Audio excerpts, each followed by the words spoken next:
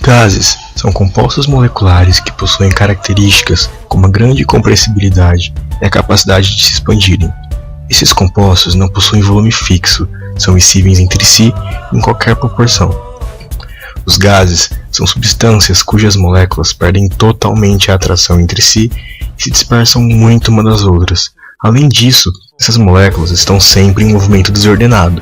Este movimento faz com que algumas partículas se choquem quando estão confinadas em um recipiente, e esse choque gera o que chamamos de pressão. Um gás, seja ele qual for, pode sofrer 3 tipos de variação: a de pressão, que é definida como a força que o mesmo exerce na direção perpendicular sobre a área de uma dada superfície. Volume: é impossível determinar o volume exato de um gás, pois sempre ocupa um volume total do recipiente em que estão confinados. E a temperatura se relaciona com o grau de agitação das moléculas. Quanto maior a agitação, maior será a temperatura do sistema. É necessário que compreendamos as leis da termodinâmica. Esta diz respeito às transformações físicas envolvidas em processos térmicos, nos quais a transição de calor. A primeira lei da termodinâmica diz que todo o calor fornecido a um sistema é transformado em energia mecânica, havendo rendimento de 100%. A segunda lei da termodinâmica, por outro lado, afirma que é impossível a construção de uma máquina que, operando em um ciclo termodinâmico, converta toda a quantidade de calor recebido em trabalho. Desta forma, não há processos espontâneos que possam ser 100% reversíveis. No início do século XIX, os estudos sobre termodinâmica começaram a ser mais aprofundados, dada a necessidade do aumento da produção decorrente da Revolução Industrial, sendo preciso, portanto, o desenvolvimento de máquinas a vapor e do motor de combustão. Na mesma época, 3 leis de grande importância para a termodinâmica e físico-química foram formuladas. A primeira dessas leis é a Lei de Boyle, seguida pela Lei de Gay-Lussac, conhecida como Lei Volumétrica, e, por fim, a Lei de Charles. Daremos início agora ao estudo das 3 leis antes citadas, começando pela Lei de Boyle. A Lei de Boyle diz respeito ao comportamento de um gás ideal em um trecho mantido a temperatura constante. Consideremos certa quantidade de gás em um recipiente de tampa móvel. Consideremos também que uma força seja aplicada sobre o recipiente. A aplicação dessa força não faz com que haja mudança de temperatura, mas sim o aumento da pressão e a diminuição do volume, sendo estas últimas grandezas, portanto, inversamente proporcionais. Matematicamente, a constante K depende da temperatura, da massa e da natureza do gás. Observamos o gráfico de pressão versus volume, qual representa a transformação descrita pelo enunciado da Lei de Boyle. A Lei de Gay-Lussac mostra o comportamento de um gás quando sua pressão é mantida constante e há variação de temperatura e volume. Nesse caso, temos novamente um recipiente de tampa móvel e aumento de temperatura. Ao contrário do que acontece na Lei de Boyle, as grandezas não mantidas constantes são diretamente proporcionais, visto que o aumento de temperatura faz com que haja expansão do gás, resultando no deslocamento da tampa para cima e, consequentemente, aumento de volume. A imagem mostrada mostra o comportamento de um gás ideal quando submetido a pressão constante, de acordo com a lei de Gay-Lussac, na qual uma constante K depende da pressão, da massa e da natureza do gás. A lei de Charles descreve o comportamento de um gás ideal, quando se mantém constante o seu volume.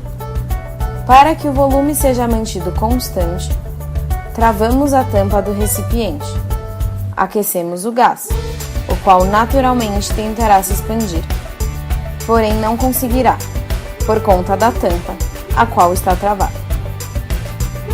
A tentativa falha de expansão do gás resultará no aumento da pressão interna, sendo, portanto, temperatura e pressão grandezas diretamente proporcionais, de acordo com essa lei. Veremos abaixo representação dessa lei, na qual uma constante K depende do volume, da massa e da natureza do gás. Como vimos anteriormente, em todas as leis citadas, a constante K depende da massa, do gás e de sua natureza. Depende também, na lei de Boyle, da temperatura, na lei de Gay-Lussac, da pressão e na lei de Charles, do volume.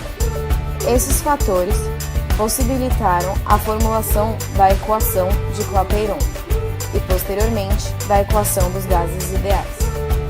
A equação de Clapeyron diz que o produto entre pressão e volume equivale ao produto entre temperatura, número de mols e a constante dos gases ideais zero. Essa constante depende das condições de pressão fornecidas.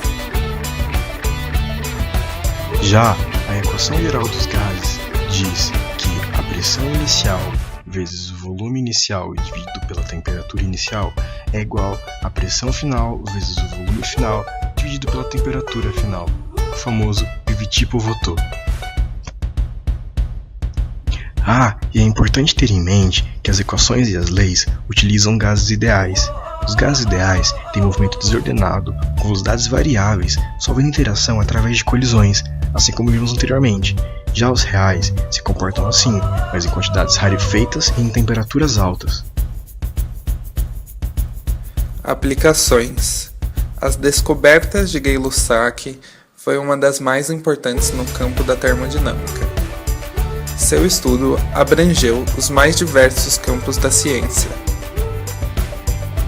A constatação feita por Gay-Lussac de que, em condições normais de temperatura e pressão, o volume resultante da combinação de dois gases mantém uma relação numérica simples.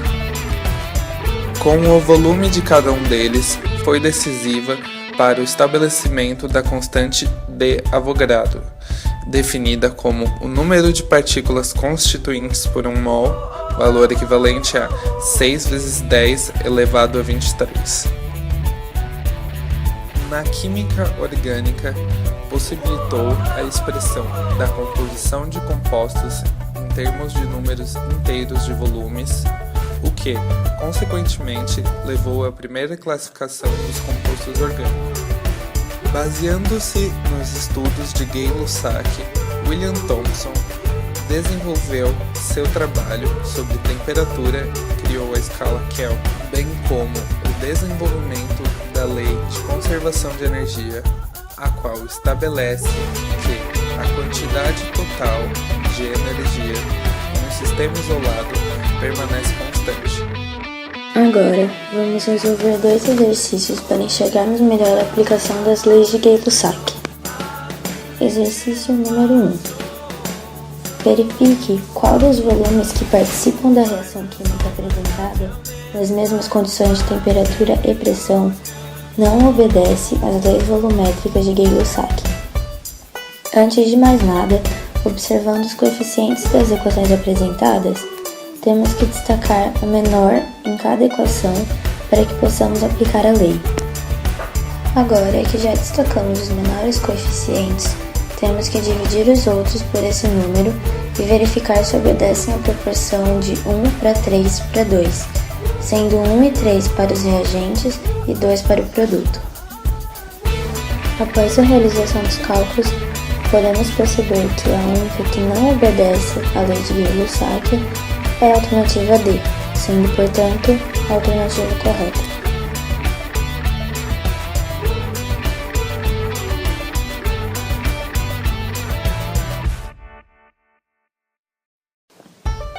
Vamos então para o segundo exercício. Aplicando a lei de Gay-Lussac das combinações em volume, qual a contração em volume experimentada na seguinte reação, mantendo-se constantes as condições de pressão e temperatura para os reagentes e produtos todos gasosos? Na reação, temos 1 mol de nitrogênio reagindo com 3 mols de hidrogênio, resultando em 2 mols de amônia. Podemos utilizar os coeficientes da equação como sendo volume, ou seja, 1 mol de nitrogênio mais 3 mols de hidrogênio resultariam em 4 litros. Se temos 4 litros de reagentes e 2 litros de produto, podemos afirmar que houve uma contração de 50% no volume, já que a redução foi de 2 litros. Portanto, a alternativa correta é a C.